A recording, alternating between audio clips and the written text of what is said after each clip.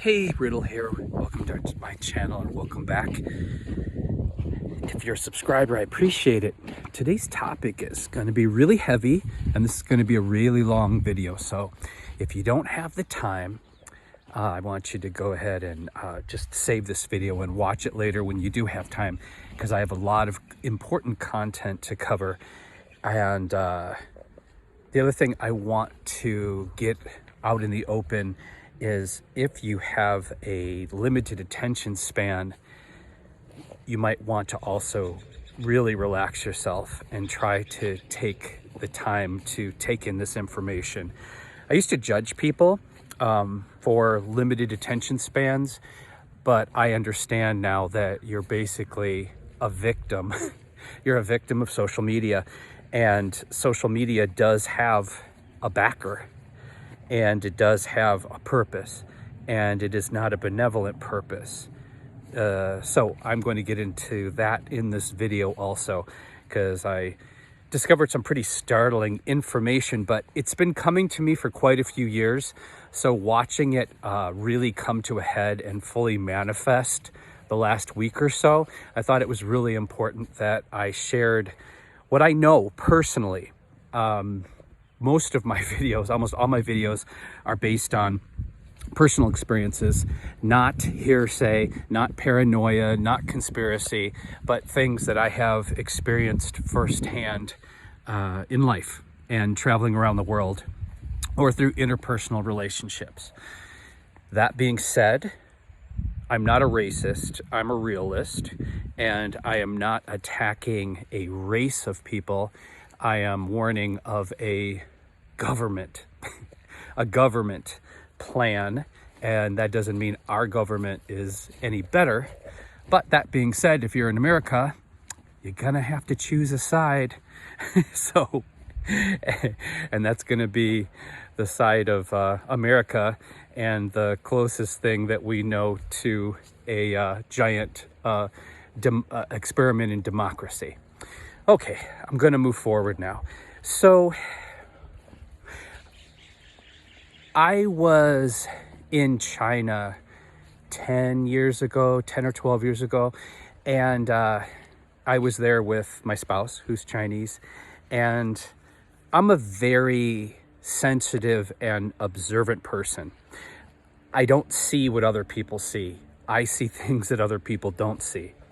And China was a horrific experience for me because I was raised in a time and a place in the world that civilities were beaten into us. You know, you open the door for women and the elderly, you give up your seat on the bus for someone who needs it, especially the elderly, and so on and so forth. And the thing about communism, in the process of the Chinese making everyone equal, which was the ideal of communism, all individuality, or the idea of one person having more value over another person, was destroyed. And kind of how they did this was to turn people into pigs. I mean, literal animals. And you'll see that with how people like spit and throw trash on the streets, and the way they treat people that they don't know there. Meaning, I was on a bus, and this very elderly woman was trying to get out of her seat off the bus. And there were literally like 30 able-bodied Chinese men knocking her over, pushing her out of the way to get around her. And I stopped them. I was going to be the hero, the American. And I'll let you know, she looked at me like I was crazy. She was offended because I was basically messing up the system. So I am also not saying that I'm interested in changing another culture or another country, but it is what it is. And it was something that I was very uncomfortable with, to see children trapped in the middle of a highway or a street like an animal, and no one stopping and slowing down, letting them go through, and just the most disgusting manners and treatment of human life that you can imagine. And no, I have not gone back to China. though I had the opportunity many times. But one of the things that I saw in China also. And I don't know how to explain this to you, but it just felt like they were preparing for something big. They were planting trees and planting crops and arranging things in a really nonsensical way all over the country. And all I can say is it made me feel like, whoa, if the shit hits the fan and they go to war, they're going to be able to feed their people and they're ready. They're going to be ready versus America. Now, I'm going to just suppose my misunderstanding and my dislike of communism with the idea of here in America, us being protected and being such the perfect democracy, which is bullshit also. The one thing in China is they do allow the people to do a lot of things that they don't allow Americans to do in regards to being independent and taking care of themselves. You can go to a pharmacy and get a lot of medications. And I don't mean painkillers, but basic medications without a doctor visit. Healthcare's really, really affordable, and they do it right. And you can have chickens on the rooftop of your apartment if you want to, or grow a garden wherever the hell you want to. I mean, they have the ability on a lot of levels to take care of themselves. So if the system broke down, the people are going to be a lot better off than all the crazy rules and regulations in America that are supposed to protect us, but in many ways limit our freedoms to independence, ironically. So now I'm going to go on to, I have a friend, and he is an older man like myself, and he is a nurse, and he is addicted to TikTok. And when I mean addicted to TikTok, I mean not just TikTok, but the most idiotic, vile content that you can imagine. I mean, some of TikTok is funny as hell. I get it. Humans can be funny. But some of it is, I think, equivalent to gratuitous violence. I believe that Hollywood, the biggest whore ever created for capitalism, is, you know, you go to the movie theater, watch the trailers before the movie, and I guarantee you 95 to 99% of the movies that they are going to preview before the movie you're there to watch will have violence in it. Even the kids content, even the comedy content will have violence in it. Okay, so entertainment, video games, violence, violence, violence. We don't even think about it anymore. We're so desensitized to it. And the thing is, humans aren't all that clever. We're not taught well in our schools. We're not taught critical thinking. And most people have basic to below average intelligence. They design most television commercials to about a second grade mentality so that everyone can grasp it and consume. And I believe that TikTok, and this is what I was trying to tell my friend, and their promotion of and support of complete idiocracy, vile idiocracy, is another form of violence against the American public and against civilization. Because when something becomes addictive, and TikTok is designed to be addictive, and when something is supposed to be disarming and entertaining and it is normalized, people stop understanding the difference between what is a joke and entertainment and what is reality. They can't separate reality from the violence, reality from the joke. And next thing you know, we've got people acting out the way their brains are being programmed through entertainment, through video games, through Hollywood, through TikTok, out in public. And you can see this being played out every day now in the news. Look at the airlines. Would you want to be an airline steward right now with the the damn violent nature of human beings. Okay, now I'm going to go into my next point. So not only if I highly recommend you see the movie Idiocracy. There's a movie called Idiocracy. It was made back in the 90s. Some really well-known stars in it, and it was supposed to be a comedy. But sadly, I never found it funny because it felt like a warning, a prophecy for a direction that our country could go.